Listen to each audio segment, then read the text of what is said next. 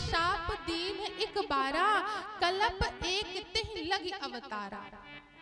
तीसरा कारण, नारद शाप दीन एक बारा। जैसे भोले बाबा ने कहा कि नारद जी ने श्रीहरि को श्राप दिया, पार्वती जी ने कहा रुकिए नाथ, मुझे ये बात समझ में नहीं आई कि नारद जी ने श्रीहरि को श्राप दिया। एक प्रकार से नारद जी पार्वती जी के गुरु हैं। जैसे ही ये बात आई कि नारद जी ने श्रीहरि को श्राप दिया, तो पार्वती जी कहती हैं कि नाथ ये बताइए, का अपराध रमापति की ना, ये बताइए रमापति ने कौन सा अपराध किया जिसके कारण मेरे गुरुदेव को उन्हें श्राप देना पड़ा। देखिए ये गुरु भक्ति है। कभी भी अपने गुरु पर प्रश्न मत उठाइए, गुरु पर शंका मत करिए। यहाँ पर पार्वती जी ने ये नहीं कहा कि नारद जी ने क्यों श्राप दे दिया। यहाँ पर पार्वती जी कहती हैं कि ऐसा कौन सा अपराध श्री हरि ने किया कि मेरे गुरुदेव को श्राप देना पड़ा। अर्थात कोई न कोई गलती श्री हरि से हुई है जिसके कारण मेरे गुरुदेव ने श्राप दिया, अन्यथा मेरे गुरुदेव गलत नहीं करेंगे, किसी को श्राप नहीं देंगे। भोले बाबा ने कहा कि देवी, इसीलिए मैं ये बात जल्दी लेकर के जा रहा था कि आपके गुरु जी की बात आ गई है, आपको बुरा लगेगा। कहे नहीं नाथ, मुझको तो ये बात विस्तार से जाननी है। आपने दो कारण मुझे संक्षेप में बताए, ठीक है, लेकिन ये बात मुझे आप विस्तार से बताइए। तब भोले बाबा ने कहा कि देवी, एक समय नारद जी आकाश मार्ग से विचरण कर रहे थे, क्योंकि नारद जी एक जगह स्थायी रह नहीं सकते, वो तो विचरण करते रहते। उसी क्रम में एक दिन आकाश मार्ग से विचरण कर रहे थे, हिमालय पर बड़ा सुंदर स्थान, रमणीक स्थान दिखाई दिया। तो नारद जी ने सोचा कि ज्यादा देर तो मैं स्थायी रह नहीं पाऊंगा, जितनी देर तक रह सकूं उतनी देर तक बैठ करके यहाँ पर भगवान का भजन करूं। नारद जी बैठ गए हिमालय की कंदरा में और क्या कहने लगे कि श्रीमन नारायण नारायण नारायण, श्रीमन नारायण नारायण नारायण, श्रीमन नारायण नारायण नारायण, श्रीमन नारायण नारायण नारायण,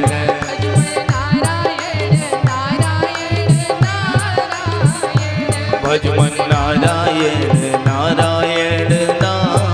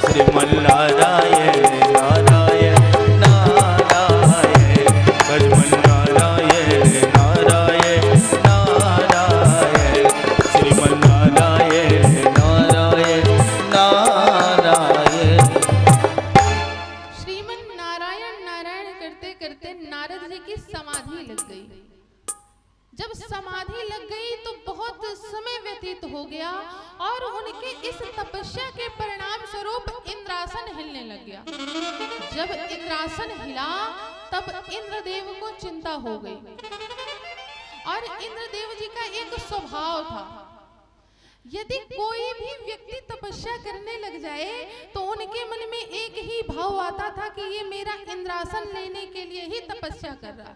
चाहे वह संत हो, राक्षस हो, भी हो, सबके लिए एक ही भाव आता था, ये मेरा इंद्रासन लेना चाहता है। जब इंद्रदेव का इंद्रासन हिलने लग गया तो उनको चिंता हुई कि अब कौन तपस्या करने लगा।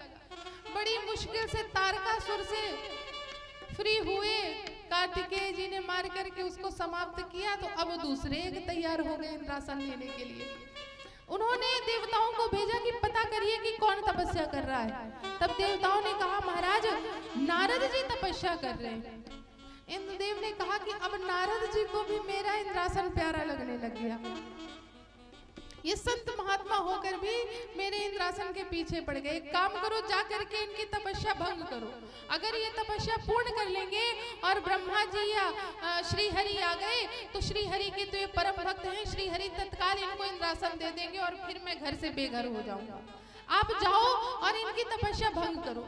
सारे देवता आए, नाना प्रकार से नारद जी की तपस्या को भंग किया, लेकिन नारद जी की तपस्या को भंग नहीं कर पाए। तब कामदेव जी को बुलाया, कामदेव जी आए और जब जान गए कि नारद जी मेरे बस के भी नहीं है, इनकी तपस्या मैं भी नहीं भंग कर पाऊंगा, तो देवताओं ने क्या किया, जा करके नारद जी के सामने खड़े हो गए और हाथ जोड़ करके कहने लगे, धन्य है नारद जी, धन्य है नारद जी, आपने तो कामदेव को परास्त कर दिया, आप तो शिव जी से आगे निकल गए भजन में। जैसे ही प्रशंसा सुनाई दी नारद जी को तो अपने आप उनका ध्यान खंडित हो गया, भंग हो गया। एक निवेदन करें कि हमें कभी किसी की प्रशंसा के चक्कर में नहीं पड़ना चाहिए। अगर आप भगत हैं, भगवान की भक्ति कर रहे हैं, तो अगर आपसे कोई ये कहे अरे आप तो बड़े अच्छे भगत हैं, बड़ा आप पूजा पाठ करते हैं, तो सावधान हो जाइए। आपको उस समय पर अहंकार नहीं आना चाहिए मन में। आपको क्या सोचना चाहिए कि अच्छी बात है मैं भजन करता हूँ, अब मुझे अपने इस भजन को और बढ़ाना, ना कि इस अहंकार में हो जाना है कि अब तो मैं भगत कहलाने लग गया, अब मुझे क्या करना है। जो भगत जी 4 घंटे भजन करते थे वो 2 ही घंटे करने लग गए कि अब तो मैं भगत बन गया। तो ऐसी बातों में नहीं पड़ना। लेकिन नारद जी के अंदर यहाँ पर अहंकार आ गया कि मैंने भजन के मामले में शिव जी को भी परास्त कर दिया। नारद जी बड़े प्रसन्न हुए, देवताओं को नाना प्रकार से आशीर्वचन दिया और वहां से चले आए भोले बाबा के पास, नारायण नारायण करते हुए। भोले बाबा ने कहा देवर्षि बड़े दिन हो गए आपके दर्शन नहीं हुए। नारद जी ने कहा क्या बताओ प्रभु, बड़ी एक विशेष घटना हुई। शिव जी ने कहा क्या घटना हुई। कहने लगे कि प्रभु मैं जा रहा था, हिमालय से गुजर रहा था, मेरा मन लग गया भजन करने में, भजन करते करते समाधि लग गई, इंद्र परेशान हो गया, सब आए मेरी तपस्या भंग करने, कोई नहीं कर पाया। और नाथ क्षमा करिएगा, जो कामदेव आए थे आपकी तपस्या भंग करने के लिए, वो मेरी भी आए थे भंग करने, लेकिन नाथ आपकी तो समाधि टूट गई थी, लेकिन मेरी नहीं टूटी। अर्थात मैंने काम पर विजय प्राप्त कर ली। भोले बाबा ने कहा ये तो बड़ी अच्छी बात है, लेकिन नारद जी आपके मुख से ये रामचरित अच्छा लगता है, कामचरित आपके मुख से शोभायमान नहीं हो रहा, आप तो राम जी की चर्चा करिए। नारद जी ने मन ही मन में सोचा कि अब मैं इनसे आगे निकल गया हूँ, इसीलिए भोले बाबा कह रहे हैं कि अब ये बात और किसी से मत बताना, मैं तो बताऊंगा। अब नारायण नारायण करते करते नारद जी पहुंचे बैकुंठ में श्री हरि के पास। श्री हरि ने भी वही प्रश्न किया और नारद जी ने उत्तर में वही जवाब दिया। श्री हरि समझ गए कि आज मेरे भक्त पर अहंकार आ गया और इसका निवारण करना मेरा कर्तव्य है। तब श्री हरि ने माया से एक सुंदर नगर बनाया और वहां पर एक सुंदर राजकुमारी हुई जो श्री हरि की माया ही थी। नारद जी उसी नगर के ऊपर से निकले, राजकुमारी पर दृष्टि पड़ी। जब राजकुमारी पर दृष्टि पड़ी तो नारद जी के मन में विवाह की लालसा उत्पन्न हो गई उस कन्या को देखकर। नीचे उतरे राजा जी, ने कहा कि आइए देवर्षि, मेरी कन्या का भाग बताइए। तब नारद जी ने उस कन्या की हस्तरेखा देखी, कहे कि इसकी हस्तरेखा में तो कोई सुंदर वर लिखा हुआ है और मैं तो योगी ठहरा, ये मेरा विवाह कैसे होगा? अब तो विवाह मुझको करना है। राजा जी ने कहा कि कल मेरी पुत्री का स्वयंवर है। नारद जी ने कहा अच्छा ठीक है। नारद जी मन ही मन में सोच रहे अब मेरी कौन सहायता करेगा? तो कहे मेरे एक ही नाथ है श्री हरि, जाता हूँ उन्हीं के पास और संसार में उनसे सुंदर कोई नहीं है। पहुंच गए श्री हरि के पास, कहने लगे नाथ आप मुझसे कोई प्रश्न मत करिएगा, आप केवल मुझे एक वस्तु उधार में दे दीजिए। श्री हरि ने पूछा कौन सी वस्तु? कहे नाथ आप मुझको एक दिन के लिए अपना चेहरा उधार में दे दीजिए। अच्छा, धन उधार में सुना होगा, कोई विषय वस्तु उधार में सुनी होगी, क्या कभी किसी ने सुना है कि कोई किसी को चेहरा उधार में दे देता है कि लो भाई आज हमने निकाल करके तुमको दे दिया, लगा लो, अपना काम कर आओ, फिर हमको हमारा चेहरा दे देना? क्या कभी किसी ने सुना है? नहीं ना। लेकिन यहाँ नारद जी कहते हैं कि आप मुझे एक दिन के लिए अपना चेहरा उधार में दे दीजिए ना, काम होते ही मैं आपको आपका चेहरा जैसा है वैसा ही वापस कर दूंगा, एक खरोंच नहीं आएगी आपके चेहरे में, आप निश्चिंत रहिए। श्री हरि ने कहा अच्छा ठीक है। नारद जी आए तो थे सुंदर बनने की लालसा से, लेकिन श्री हरि ने उनको बंदर बना दिया। पूरा बंदर नहीं बनाया, पूंछ वगैरह नहीं लगाई, केवल मुख बंदर का कर दिया। नारद जी ने देखा नहीं और वो उसी बंदर का स्वरूप लेकर के सभा में पहुंच गए जहां राजकुमारी का स्वयंवर हो रहा था। सबने देखा और नारद जी अभी समझ नहीं पा रहे, सबको नारद जी को लगा कि सब मेरे रूप को देख करके जल रहे हैं, इसीलिए मुस्कुरा रहे हैं। नारद जी गए और आसन पर विराजमान हो गए। राजकुमारी जी का आगमन हुआ। राजकुमारी जी जब सभा में आई वरमाला लेकर के, उसी सभा में श्री हरि भी विराजमान थे राजकुमार के रूप में। मानसकार कहते हैं कि जब राजकुमारी सभा में आई तो उन्होंने नारद जी की ओर देखा तक नहीं। वो निकली तो नारद जी के सामने से नहीं निकली, उनकी ओर दृष्टि तक नहीं करी। इसका एक कारण ये है कि नारद जी एक संत है और जो राजकुमारी है वो माया है, और निवेदन करें संत के सामने कभी माया नहीं आ सकती। ये संत जो होंगे उनके सामने माया की छाया भी नहीं आएगी, इसलिए नारद जी के सामने श्री हरि की माया नहीं आई, क्योंकि वो तो जानती है कि आज नारद जी के अंदर अहंकार आ गया है, लेकिन ये वास्तव में संत हैं, इसलिए उनके सामने माया नहीं आई। और राजकुमारी वरमाला लेकर के दूसरी दिशा में चली गई जहां पर श्री हरि विराजमान थे, और जाकर के श्री हरि को वरमाला पहना दिया। श्री हरि अपनी माया को लेकर के चले। नारद जी को क्रोध आया कि इतना सुंदर स्वरूप देख कर राजकुमारी ने मेरी ओर देखा तक नहीं। क्रोध में व्याकुल हो गए नारद जी। तब श्रृंगी और भृंगी वहां पर मौजूद थे, ये शिव जी के गण हैं। वे हंसने लग गए नारद जी के ऊपर। नारद जी ने कहा क्यों हंस रहे हो? तो श्रृंगी और भृंगी जी ने कहा कि आप एक बार अपना चेहरा तो देखिए। जैसे ही जल में अपना चेहरा नारद जी ने देखा और बंदर का स्वरूप देख करके और ज्यादा व्याकुल हो गए, अधीर हो गए, और क्रोध में आकर के श्री हरि को ना जाने क्या क्या बोलने लग गए।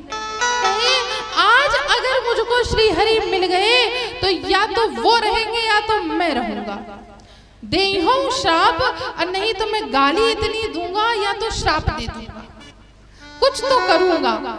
श्री हरि ने कहा नारद जी बड़े क्रोध में है, यही सही मौका है, अगर थोड़ी देर बाद जाऊंगा तो क्रोध ठंडा हो जाएगा, तो जो मैं लीला करना चाहता हूँ वो मैं नहीं कर पाऊंगा।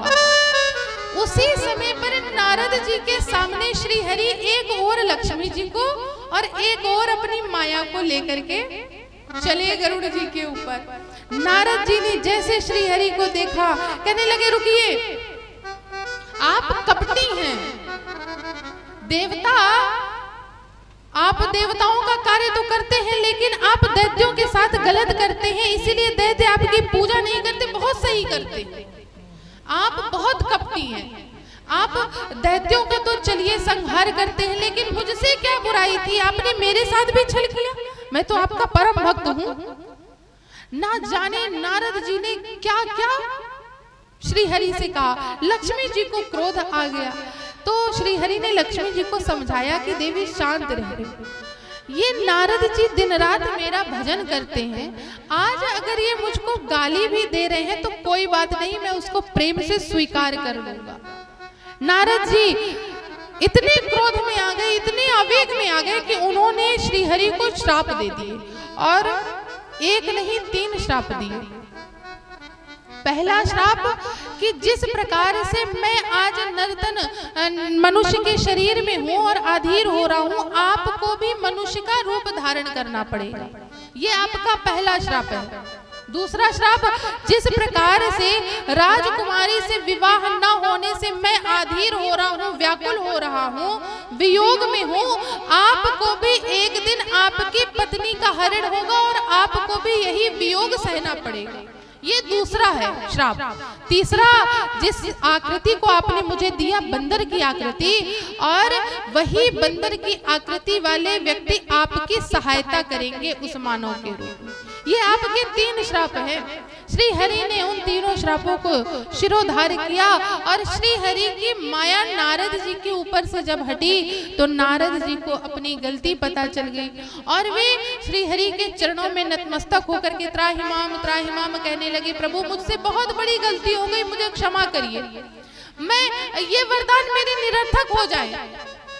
तब श्री हरि ने कहा कि नारद जी, ये एक ऋषि के मुख से निकले हुए श्राप है, ये निरर्थक होने वाले नहीं है, और आप चिंतित मत होइए, ये आपने अपने मन से नहीं किया, मैंने कराया है, इसलिए ऐसा हुआ, आप दुखी मत होइए नारद जी। तो नारद जी ने कहा कि नाथ, लेकिन मुझे बड़ा पछतावा है, मेरे अंदर बड़ी ग्लानि है, मैं क्या करूं? तब श्री हरि ने कहा कि आप जाकर के शंकर जी का जाप करिए, आपके मन से ग्लानि समाप्त हो जाएगी।